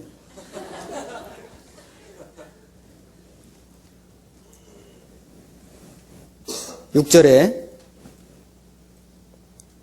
하만이 들어오거늘 왕이 묻되 왕이 존귀케 하기를 기뻐하는 사람에게 어떻게 하여야 하겠느뇨? 하만이 심중에 이르되 왕이 존귀케 하기를 기뻐하시는 자는 나 외에 누구리요? 하고, 여기 보면은 왕의 마음하고 하만 마음이 완전 다릅니다. 왕은 모르드게 생각하고 물었습니다. 물론 모르드게라고 이름은 말 안 했습니다. 모르드게 이름 말했다면 하만이 그 뒤에 이렇게 했으면 좋겠다, 이렇게 안 했을 겁니다. 왕은 모르드게를 심중에 생각하고 물었고, 하만은 자기밖에 존귀케 할 사람이 누가 있겠느냐 하고는 왕에게 뭐라고 얘기했냐면은 왕 대접해달라고 이야기를 한 겁니다. 이게 사단이 이렇습니다. 사단은 교만이잖아요. 교만의 왕이잖아요. 하나님처럼 되려고 하다가 음부에 떨어진 게 사단이잖아요. 7절에 왕께 아뢰되, 왕께서 사람을 존귀케 하시려면 왕의 입으시는 왕복과 왕의 타시는 말과 머리에 쓰시는 왕관을 취하고 그 왕복과 말을 왕의 방백 중 가장 존귀한 자의 손에 붙여서 왕이 존귀케 하시기를 기뻐하시는 사람에게 옷을 입히고 말을 태워서 성중 거리로 다니며 그 앞에서 반포하여 이르기를 왕이 존귀케 하기를 기뻐하시는 사람에게는 이같이 할 것이라 하게 하소서. 자, 결과가 어떻게 됐습니까? 이제 하만이 모르드게를 왕의 말에 태우고 왕복을 입히고 거리를 다니면서 왕이 존귀케 하기를 기뻐하시는 사람에게는 이같이 할 것이라 이렇게 하고 온 거리를 다닌 겁니다. 얼마나 치욕스러웠겠습니까? 자기가 죽이려고 나무까지 달아놓고 왕께 고하러 왔는데 그만 자기 꾀에 넘어가서 결국에는 그 모르드게를 태우고 모르드게를 높이는 그런 일을 앞장서서 하게 됐습니다. 너무나 치욕스럽게 됐습니다. 10절 이에 왕이 하만에게 이르되 너는 네 말대로 속히 왕복과 말을 취하여 대궐문에 앉은 유다 사람 모르드게에게 행하되 무릇 네가 말한 것에서 조금도 빠짐이 없이 하라. 하만이 왕복과 말을 취하여 모르드게에게 옷을 입히고 말을 태워 성중거리로 다니며 그 앞에서 반포하되 왕이 존귀케 하시기를 기뻐하시는 사람에게는 이같이 할 것이라 하니라. 자, 우리에게도 이런 날이 옵니다. 역전의 순간이 옵니다. 주님은 이 세상에 오셔서 침뱉음을 당하고 옷을 벗기심을 당하고 채찍에 맞고 그리고 십자가에 달려서 피 흘려 돌아가셨습니다. 그런데 주님이 부활하시고 승천하시고 다시 오실 때는 완전한 역전이잖아요. 구원받은 성도가 구원받은 이후에 이 세상에서는 고난받고 복음 때문에 핍박도 받고 서러움도 겪고 욕도 먹지만은 그러나 주님 오실 때는 완전한 역전입니다. 노아가 방주 지을 때 사람들이 비방했습니다. 노아는 의를 전했지만 아무도 노아 말 듣지 않았습니다. 겨우 8명 가족 구원했습니다. 그런데 방주 문이 닫히고 비가 내리기 시작하니까 역전됐잖아요. 사람들이 달려가서 문을 두드렸지만은 방주 문 열 수 없었습니다.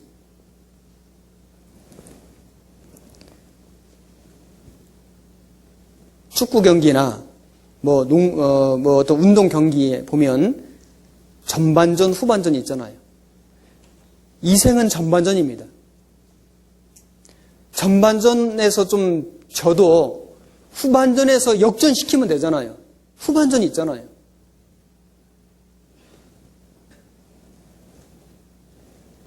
주님 오시면은 후반전이 시작됩니다. 에스더 6장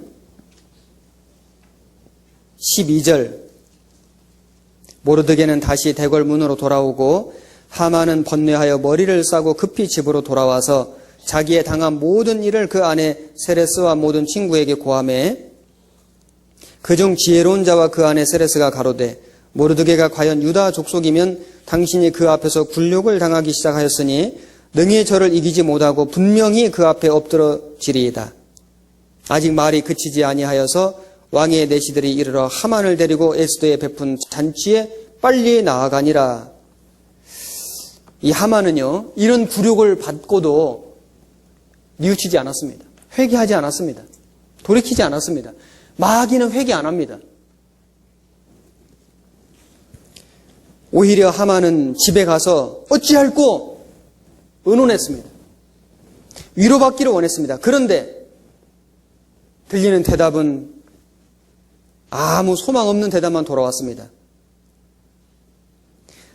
그 지혜로운 사람들, 그 아내 세레스가 뭐라고 얘기했냐면은 이제 당신이 굴욕을 당하기 시작하였으니 능히 저를 이기지 못하고 분명히 엎드러질 거다. 예언을 했죠, 예언. 하나님은 원수의 입을 통해서도 예언하게 합니다. 여기 표시해 놓으시고 요한복음 11장 보겠습니다. 요한복음 11장 49절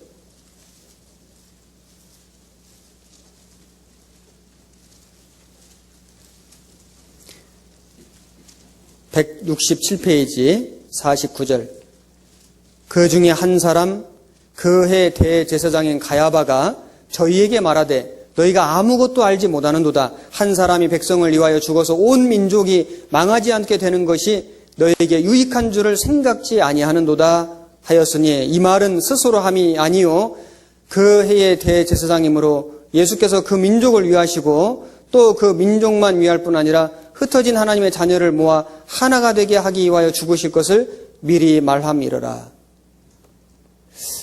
예수님을 핍박한 죽이는 데 앞장선 이 대제사장 가야바 입으로 그 예수님 한 사람이 죽어서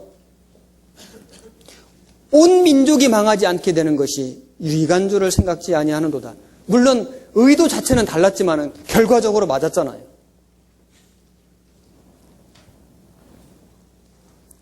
하나님은 원수의 입을 통해서도 장래 있을 일을 예언하시는 분입니다. 섭리하시는 하나님이셔요. 에스더가 잔치를 베풀고 그 잔치를 베풀기 전에 왕 앞에 나아갔죠. 왕이 부르지도 않았는데 죽으면 죽으리다 하고 왕 앞에 나아가서 왕이 보니까 너무 아리따워 보이는 겁니다. 이것도 하나님 섭리예요. 콩깍지가 씌우면은 다 예뻐 보입니다. 하나님이 아하수에로 왕 눈에다가 콩깍지를 씌워놨는지 왕비가 너무나 아리따워 보여서 무슨 소원이든지 말하라. 그런데 이 에스더는 소원을 당장 말하지 않았습니다. 왕을 위해서 잔치를 베풀겠습니다. 다음에 말씀드리겠습니다. 사람이 그 말을 금방 안 하고요. 이렇게 자꾸 연기하면 더 궁금해집니다.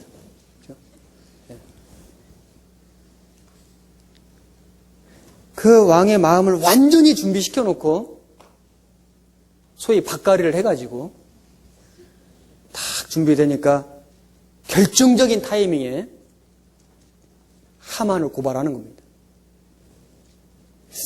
에스더 7장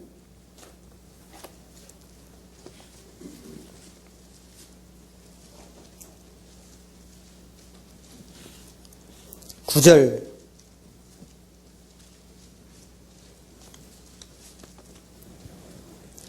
왕을 모신 내시 중에 하르보나가 왕에게 아뢰되 왕을 위하여 충성된 말로 고발한 모르드게를 달고자 하여 하만이 고가 50규빗 되는 나무를 준비하였는데 이제 그 나무가 하만의 집에 섰나이다. 왕이 가로되 하만을 그 나무에 달라 하매 모르드게를 달고자 한 나무에 하만을 다니 왕의 노가 그치니라. 자, 참 기가 막히죠. 클라이맥스입니다. 모르드게 달려고 집에 나무 세워놨거든요. 그런데 그 나무에 자기가 달리게 됐어요. 하나님은 때가 되면은 사단 마귀를 성도의 발 아래 밟히게 하십니다.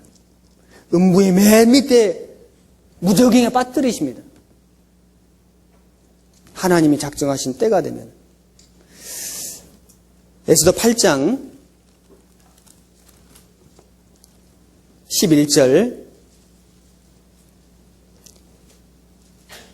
조서에는 왕이 여러 고을에 있는 유다인에게 허락하여 저희로 함께 모여 스스로 생명을 보호하여 각도의 백성 중 세력을 가지고 저희를 치료하는 자와 그 처자를 죽이고 도륙하고 진멸하고 그 재산을 탈취하게 하되 아하수에로 왕의 각도에서 아달월구 12월 13일 하루 동안에 하게 하였고 이 조서 초본을 각 도에 전하고 각 민족에게 반포하고 유다인으로 예비하였다가 그날에 대적에게 원수를 갚게 한지라.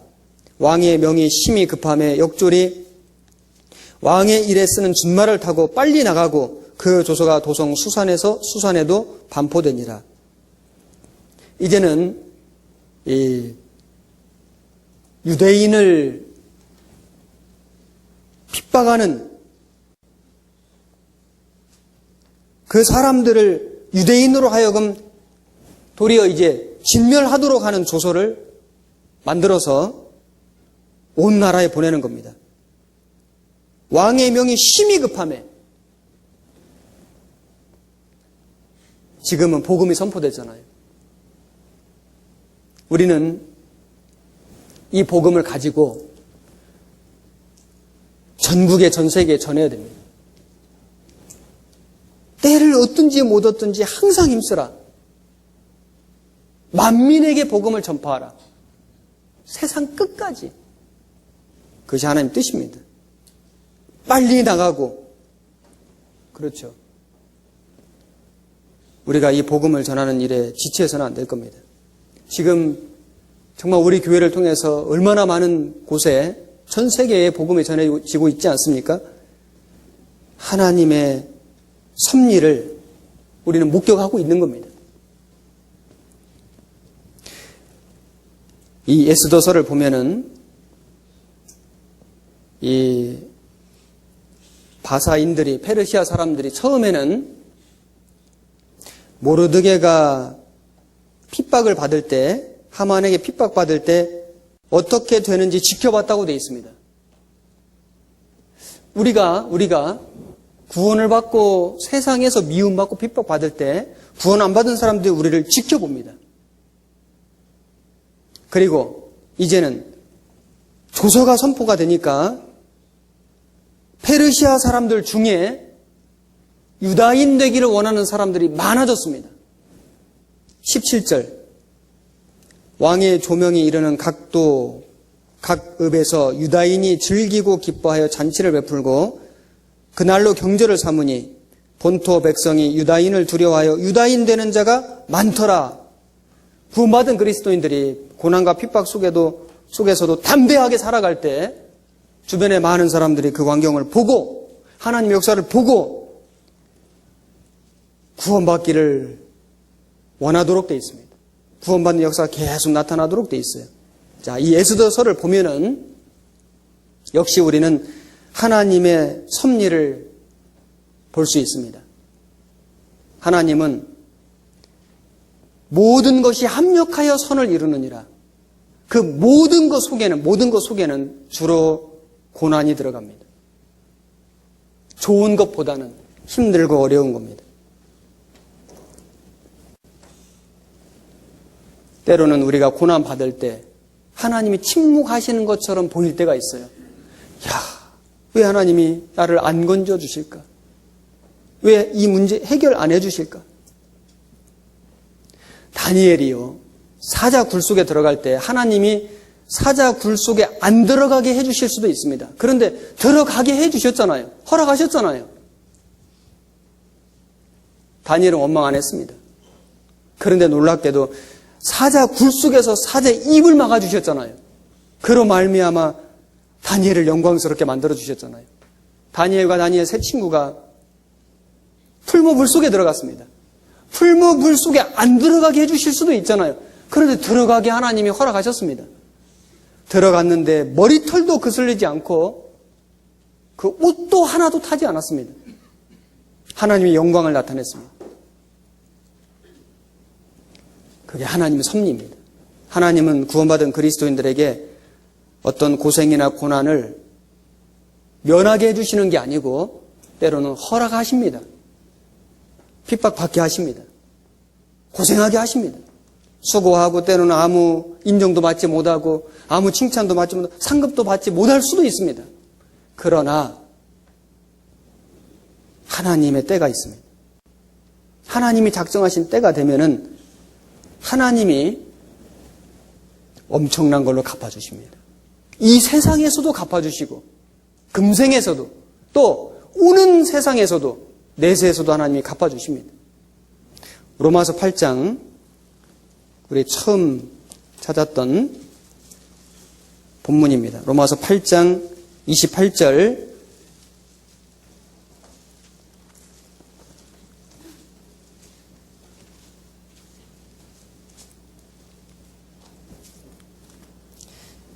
한 절만 다시 같이 읽겠습니다. 우리가 알거니와 하나님을 사랑하는 자 곧 그 뜻대로 부르심을 입은 자들에게는 모든 것이 합력하여 선을 이루느니라. 하나님을 사랑하는 자 우리입니다. 그 뜻대로 부르심을 입은 자 우리입니다. 모든 것이 합력하여 선을 이루느니라.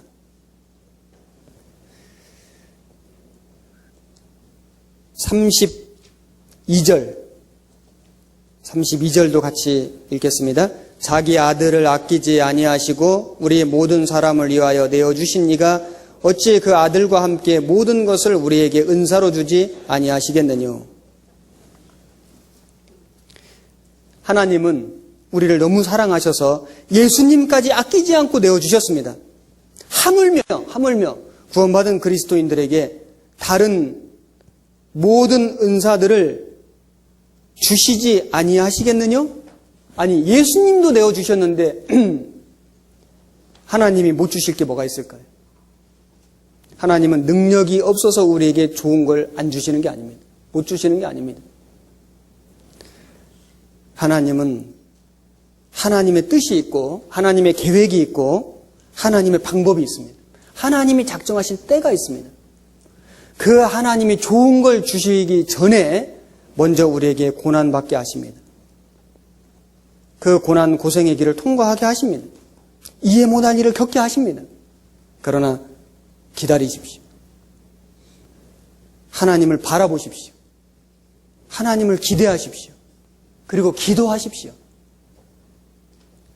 틀림없이 하나님의 섭리를 깨닫게 될 겁니다. 제가 여기 찬송 하나 갖고 왔는데 한번 들어볼 겁니다. 그냥 소리만 나올 거예요.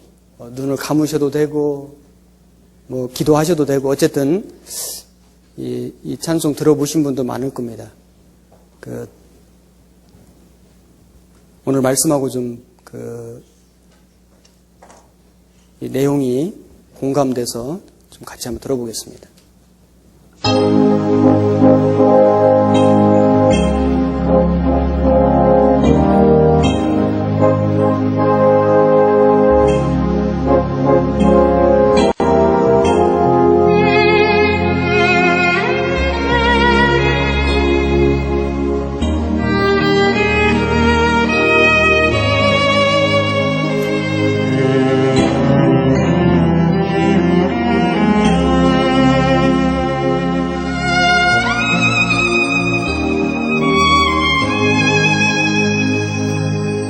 당신의 일생 중에 이해할 수도 없는 엄청난 고난이 닥칠 때 당신은 하나님께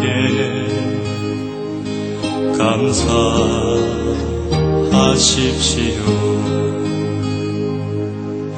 뼈를 깎고 살을 내리는 고통 후에 아름다운 진주가 탄생되듯 이 고난으로 말미암아 하나님은 당신을 성숙시키시기 원해요. 때론 남녀로부터 불어오는 따스한 봄 기운처럼 때론 한여름 몰아치는 대노한 폭풍우처럼 그 시험은 당신에게 다가올 것입니다. 아무도 하나님의 오묘하신 뜻을 알 수는 없어요. 그 고난을 통해 당신을 성장케 하시려는지 그 고난을 통해 당신을 매질하시려는지 그러나 우리가 분명히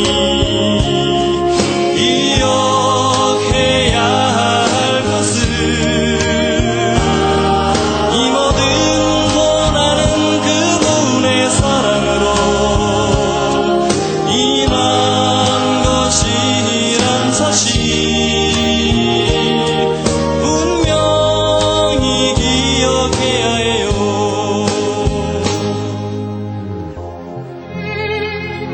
우리는 너무나 어리석어서 그 고난의 골짜기를 다 지난 후에야 비로소 하나님의 오묘하신 뜻을 깨닫게 됩니다.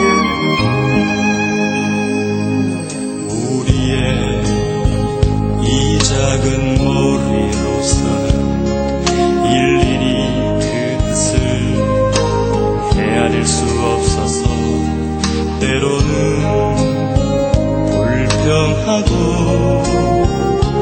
하나님께 원망을 하기도 합니다.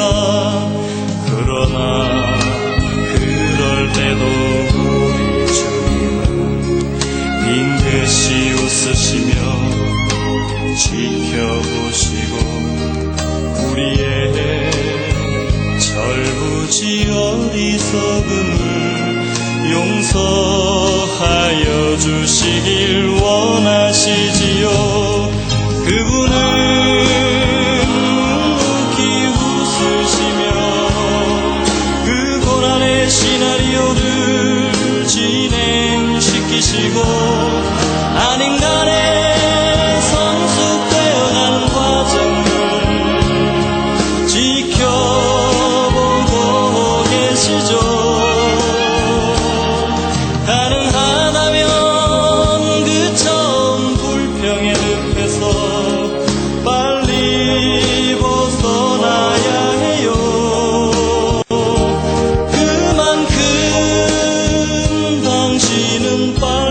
하나님의 계획 속에 동참케 되는 것이죠.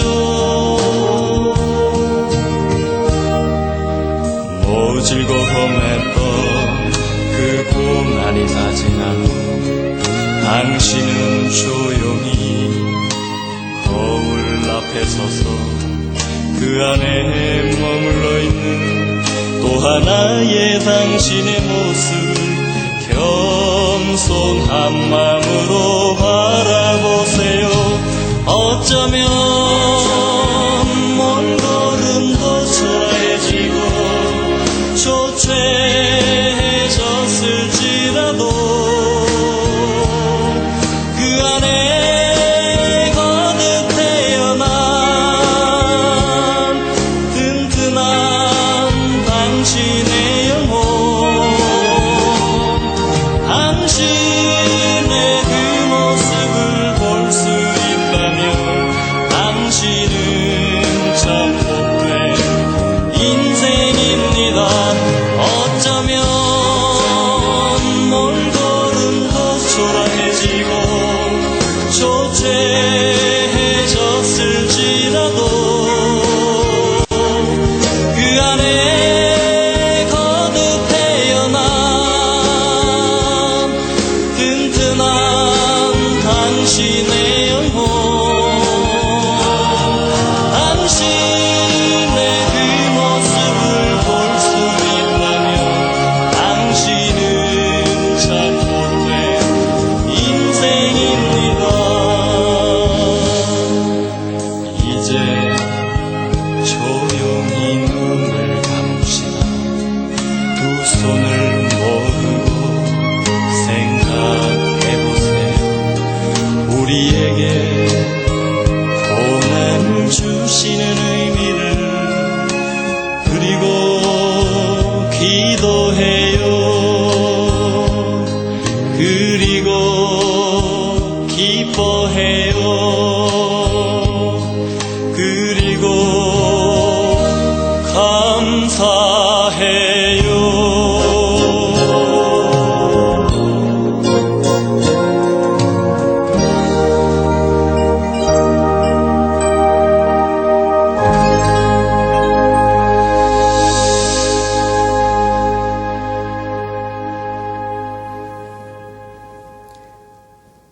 마사 니콜슨이라고 하는 시인은 이렇게 노래했습니다.